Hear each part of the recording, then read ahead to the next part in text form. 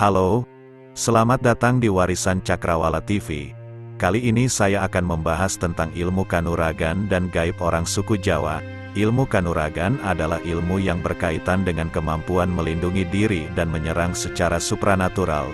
Ilmu ini merupakan warisan budaya Jawa yang sudah ada sejak zaman kerajaan. Banyak tokoh-tokoh terkenal yang memiliki ilmu kanuragan, seperti Sunan Kalijaga, Gajah Mada, dan Ki Ageng Selo. Ilmu kanuragan juga erat kaitannya dengan ilmu gaib, yaitu ilmu yang berhubungan dengan hal-hal yang tidak bisa dijelaskan oleh akal sehat. Ilmu gaib mencakup berbagai macam hal, seperti mantra, jimat, pusaka, keris, jin, roh, dan sebagainya. Dalam video ini, saya akan membahas 4 ilmu kanuragan yang paling tersohor di tanah Jawa, yaitu Waringin Sungsang, Rawa Rontek, Lembu Sekilan, dan Gelap Ngampar. Saya juga akan menjelaskan asal-usul, cara mempelajari, manfaat, dan resiko dari ilmu-ilmu tersebut. Mari kita mulai.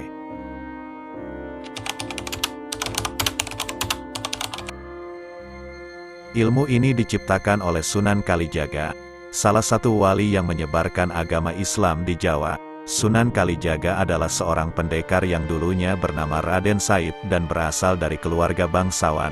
Ia pernah menjadi perampok yang menentang penguasa. Namun, setelah bertemu dengan Sunan Bonang, ia berubah menjadi seorang ulama yang bijaksana dan berwibawa. Sunan Kalijaga menciptakan ilmu ini untuk mengatasi gangguan dan kejahatan yang dilakukan oleh para penganut ilmu hitam pada zaman dahulu. Ilmu hitam adalah ilmu yang menggunakan kekuatan jahat dan merugikan orang lain. Sunan Kalijaga ingin menyelamatkan orang-orang dari pengaruh ilmu hitam dan membawa mereka ke jalan yang benar. Ilmu ini memiliki efek menyedot energi kesaktian lawan dan membuatnya lumpuh atau mati seketika. Ilmu ini bekerja dengan cara mengalirkan energi dari tangan pengguna ke tubuh lawan. Energi ini akan menyerap energi lawan dan menghancurkan sistem sarafnya.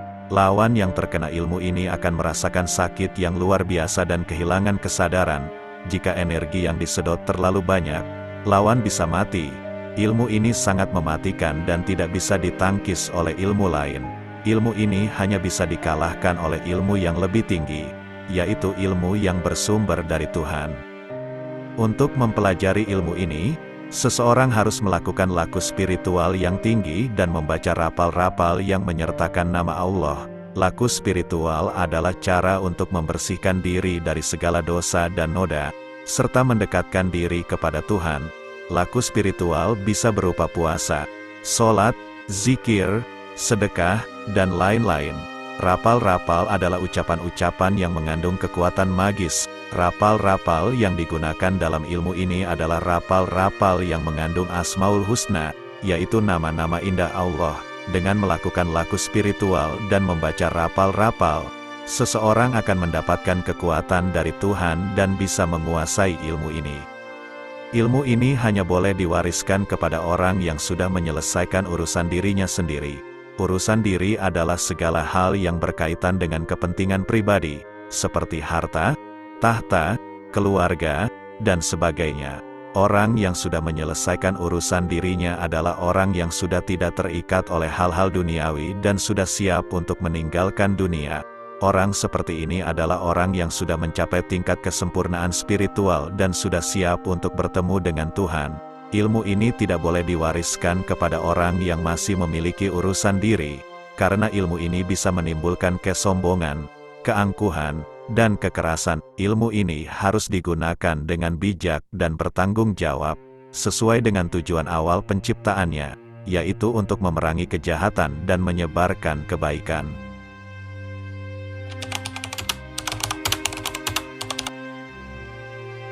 Ilmu ini termasuk ilmu hitam yang berasal dari tanah. Ilmu hitam adalah ilmu yang menggunakan kekuatan jahat dan merugikan orang lain. Ilmu ini berasal dari tanah, karena tanah adalah media yang digunakan untuk mempelajari dan menguasai ilmu ini. Orang yang ingin memiliki ilmu ini harus melakukan tirakat yang berat dan mengucapkan mantra-mantra yang panjang. Tirakat adalah cara untuk mengosongkan diri dari segala hawa nafsu dan mengendalikan pikiran. Mantra adalah ucapan-ucapan yang mengandung kekuatan magis. Mantra-mantra yang digunakan dalam ilmu ini adalah mantra-mantra yang mengandung nama-nama makhluk halus, seperti jin, setan, dan roh. Dengan melakukan tirakat dan mengucapkan mantra, seseorang akan mendapatkan kekuatan dari tanah dan bisa menguasai ilmu ini. Orang yang memiliki ilmu ini tidak akan mati meskipun kepalanya terpenggal. Kepalanya akan menyatu kembali dengan tubuhnya. Hal ini berkaitan dengan kemampuan penyembuhan yang luar biasa yang dimiliki oleh pengguna ilmu ini. Orang yang memiliki ilmu ini bisa menyembuhkan diri dari luka apapun, baik luka luar maupun luka dalam. Luka luar adalah luka yang disebabkan oleh senjata tajam, api, atau benda-benda keras. Luka dalam adalah luka yang disebabkan oleh penyakit, racun, atau guna-guna. Orang yang memiliki ilmu ini bisa menyembuhkan luka-luka tersebut dengan cepat dan sempurna. Bahkan jika kepalanya terpenggal, ia bisa menyatukan kembali kepalanya dengan tubuhnya dengan mudah. Ini menunjukkan bahwa orang yang memiliki ilmu ini tidak bisa dibunuh dengan cara biasa. Ilmu ini juga bisa diwariskan kepada orang lain, tetapi si pemilik akan kehilangan kesaktiannya dan menjadi manusia biasa. Orang yang memiliki ilmu ini bisa memilih untuk mewariskan ilmu kepada orang lain yang ia percaya. Biasanya, orang yang memiliki ilmu ini akan mewariskan ilmu kepada orang yang dekat dengan mereka, seperti keluarga, sahabat, atau murid. Untuk mewariskan ilmu, orang yang memiliki ilmu ini harus melakukan ritual khusus yang melibatkan tanah, darah, dan mantra. Dengan melakukan ritual, orang yang memiliki ilmu ini akan mentransfer kekuatan ilmu kepada orang yang diwarisi.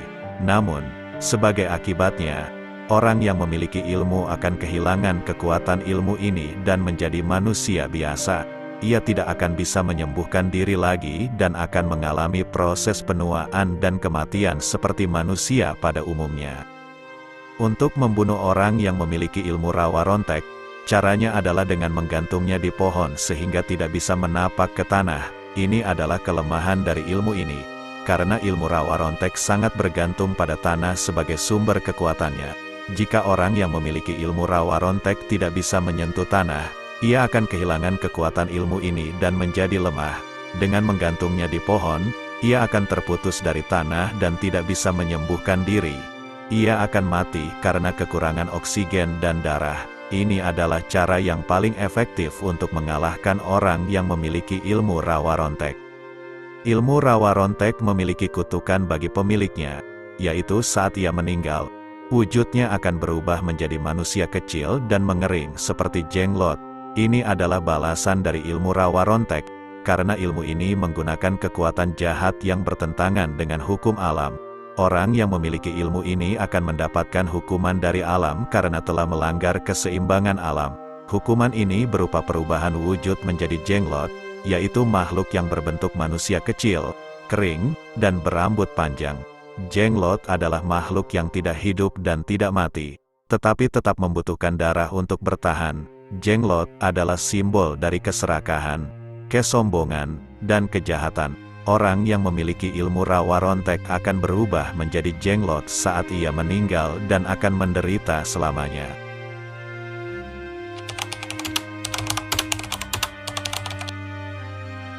Ilmu ini diciptakan oleh Ki Ageng Seelo, seorang pendekar yang juga ayah dari Ki Ageng Mangir. Ki Ageng Seelo adalah keturunan dari Raja Majapahit, Brawijaya V. Ia adalah guru spiritual sekaligus leluhur raja-raja Kesultanan Mataram. Ia terkenal dengan kisah legendanya yaitu menangkap petir. Ki Ageng Seelo menciptakan ilmu ini untuk mengajarkan anak-anaknya cara bertahan hidup di tengah situasi yang sulit dan penuh konflik. Ia juga ingin menyebarkan agama Islam di tanah Jawa dengan cara damai dan bijak. Orang yang memiliki ilmu lembus sekilan tidak akan tersentuh oleh lawan. Bahkan serangan lawan akan melenceng sekitar 50 cm dari tubuhnya. Hal ini berkaitan dengan kemampuan memancarkan aura yang kuat yang dimiliki oleh pengguna ilmu ini. Aura adalah pancaran energi yang berasal dari jiwa seseorang. Orang yang memiliki ilmu lembu sekilan bisa memancarkan aura yang berwujud seperti tameng kebal yang melindungi tubuhnya dari segala serangan. Serangan yang mengenai aura ini akan terpental atau melenceng dari arah tubuh pengguna ilmu ini. Ini menunjukkan bahwa orang yang memiliki ilmu lembu sekilan tidak bisa disakiti oleh orang lain. Ilmu ini merupakan ilmu putih yang digunakan untuk menjaga diri. Ilmu putih adalah ilmu yang menggunakan kekuatan baik dan bermanfaat bagi orang lain.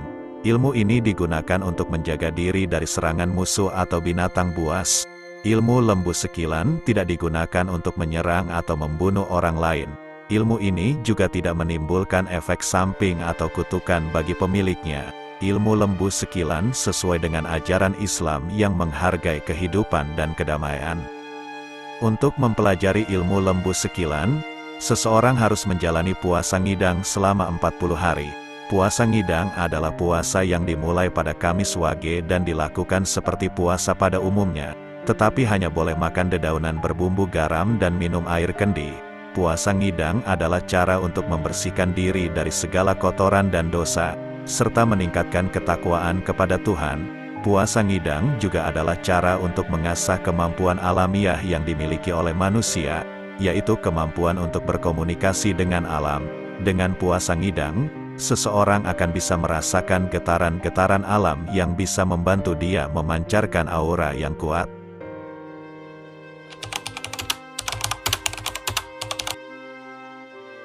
Ilmu ini dimiliki oleh Gajah Mada, seorang patih yang berhasil mempersatukan Nusantara.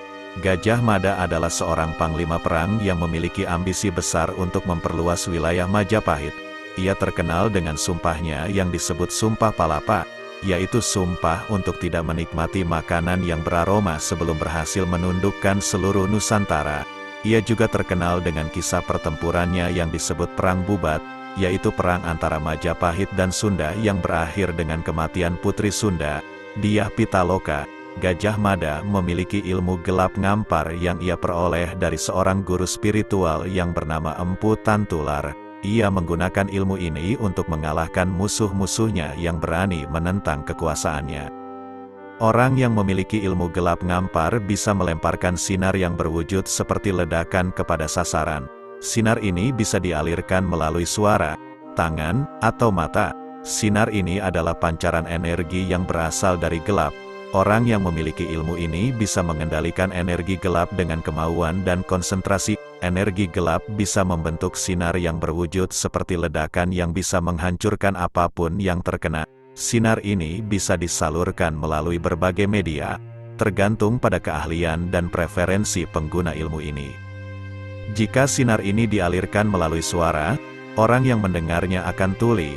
Hal ini berkaitan dengan kemampuan mengeluarkan suara yang sangat keras dan menggetarkan yang dimiliki oleh pengguna ilmu ini. Orang yang memiliki ilmu ini bisa mengeluarkan suara yang seperti guntur atau petir yang bisa memecahkan gendang telinga orang yang mendengarnya. Suara ini juga bisa mengganggu keseimbangan dan kesadaran orang yang mendengarnya. Orang yang mendengar suara ini akan merasakan sakit yang hebat di telinga dan kehilangan pendengaran. Jika sinar ini dialirkan melalui tangan, orang yang terkena akan terasa panas seperti tersambar petir. Hal ini berkaitan dengan kemampuan mengeluarkan panas yang sangat tinggi yang dimiliki oleh pengguna ilmu gelap ngampar. Orang yang memiliki ilmu ini bisa mengeluarkan panas yang seperti api atau bara yang bisa membakar kulit orang yang terkena. Panas ini juga bisa merusak organ-organ dalam tubuh orang yang terkena. Orang yang terkena panas ini akan merasakan rasa terbakar yang luar biasa dan mengalami luka bakar. Jika sinar ini dialirkan melalui mata, orang yang melihatnya akan buta. Hal ini berkaitan dengan kemampuan mengeluarkan cahaya yang sangat terang yang dimiliki oleh pengguna ilmu gelap ngampar. Orang yang memiliki ilmu ini bisa mengeluarkan cahaya yang seperti kilat atau sinar laser yang bisa melukai mata orang yang melihatnya. Cahaya ini juga bisa membutakan penglihatan orang yang melihatnya. Orang yang melihat cahaya ini akan merasakan sakit yang tajam di mata dan kehilangan penglihatan. Ilmu gelap ngampar termasuk ilmu hitam yang berbahaya. Ilmu hitam adalah ilmu yang menggunakan kekuatan jahat dan merugikan orang lain. Ilmu ini berbahaya karena ilmu ini menggunakan kekuatan gelap yang bertentangan dengan hukum alam. Orang yang menggunakan ilmu ini akan mendapatkan kekuatan yang besar, tetapi juga akan mendapatkan resiko yang besar. Resiko ini berupa kerusakan diri sendiri dan lingkungan sekitar. Orang yang menggunakan ilmu ini akan mengalami gangguan fisik dan mental. seperti sakit, gila, atau kerasukan. Orang yang menggunakan ilmu ini juga akan mengalami bencana alam, seperti gempa, banjir, atau petir. Untuk mempelajari ilmu gelap ngampar, seseorang harus melakukan ritual khusus yang tidak diketahui oleh banyak orang. Ritual ini adalah ritual yang melibatkan gelap, darah, dan mantra. Ritual ini sangat rahasia dan hanya diketahui oleh orang-orang tertentu yang memiliki hubungan dengan Gajah Mada atau Empu Tantular. Ritual ini sangat sulit dan berbahaya untuk dilakukan. Banyak orang yang gagal atau mati saat mencoba melakukan ritual ini. Hanya orang-orang yang memiliki keberanian, kekuatan, dan kecerdasan yang luar biasa yang bisa berhasil melakukan ritual ini dan mendapatkan ilmu gelap ngampar. Demikianlah pembahasan saya tentang ilmu kanuragan dan gaib orang suku Jawa. Semoga video ini bermanfaat dan menambah wawasan Anda. Jika Anda suka dengan video ini, silakan like, komen, dan subscribe. Terima kasih dan sampai jumpa di video selanjutnya.